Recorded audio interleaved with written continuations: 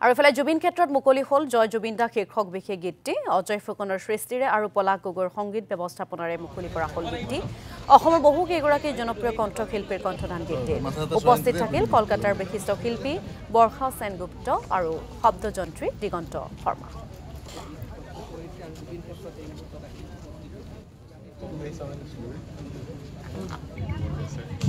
আসার ইচ্ছাটা অনেক দিন ধরেই চলছে কিন্তু অনেক রকম কাজের মাঝখানে হয়তো আশা হয়ে ওঠেনি কিন্তু আজকে জুবিনদা এমন দিনে নিয়ে এলো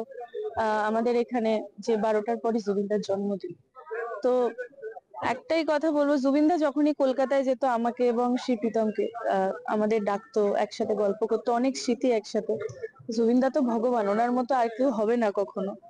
তো আজকে এখানে আসতে পেরে মানে কি বলবো মনটা শান্তি লাগছে ভীষণ এবং এত মানুষের সাথে এখানে দেখা হলো ভীষণ ভালো লাগছে জুবিনদাৰটো আমাৰ বুকুৰ আপোন